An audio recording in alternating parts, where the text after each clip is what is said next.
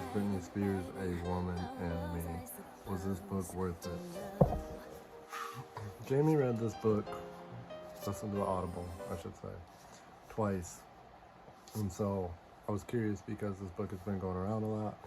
And I don't just read graphic novels, which you see around me. My whole basement's full of graphic novels. I also read novels. And Britney Spears was from my era, so I did want to know the story about this, about her. Because as you know, the news made her look crazy way back in the day with her cutting off her hair and everything. So to know the true story. Now, I'm not going to go down the rabbit hole of did she write this? We're going to stick with she wrote this, it's her biography. There's a lot of in-depth story with this, so it seems like she did read it. It seems like it's coming from her. It seems like it's coming from her heart when she tells you all this.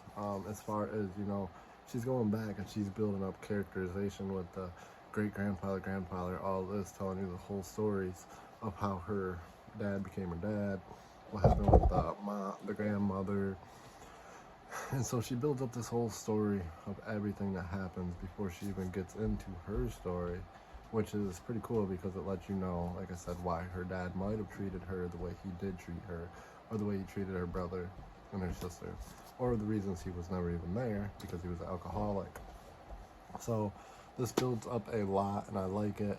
And then she gets into her story. Now, as far as she does say money, that her grandparents came from money, and then she was poor. This is a part that I will disagree with because, you know, if you're poor, your mom can't fly you from Louisiana to New York on a daily basis to go try out for the Mickey Mouse Clubhouse, whatever it's called.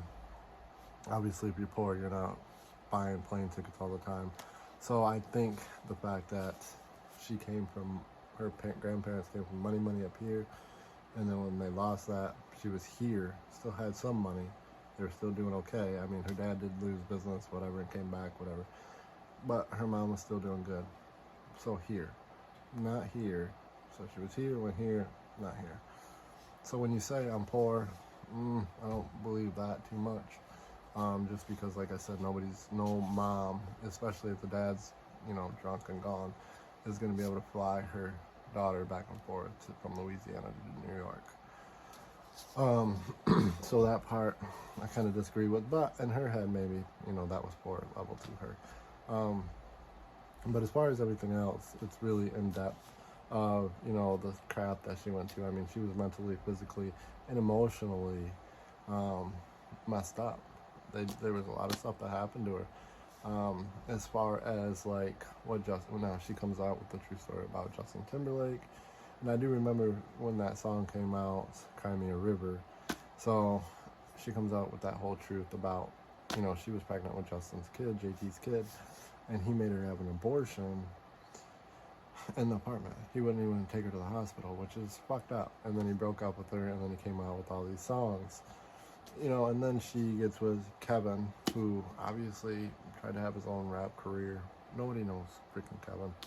So that whole thing, but then he came and took the kids. I mean, she lays out this whole story though, and it builds up and it builds up and it builds up and it builds up and it builds up, which is gonna make any person go crazy, especially when your kids get taken from you, especially if you're a mom.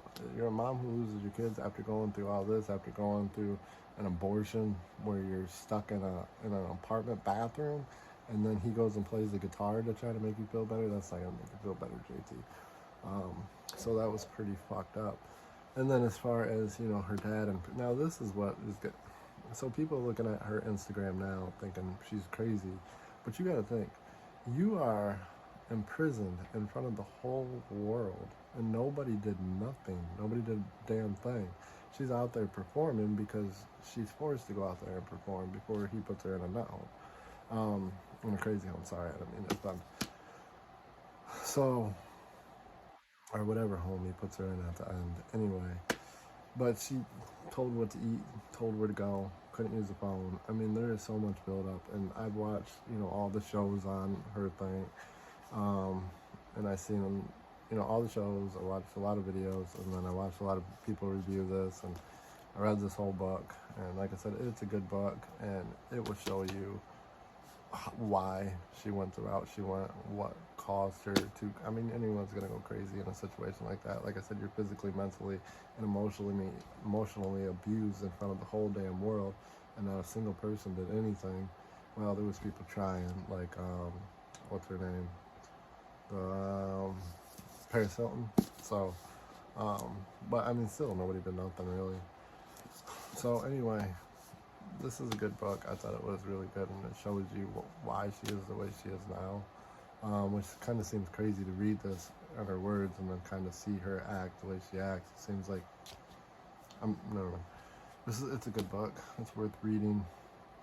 I go in a lot more detail, but this video is already gone 6 minutes. So anyway, we'll see you on the next one, guys. Which is, I think I read Twilight with Jamie. So I'll do a review on that one next. Peace.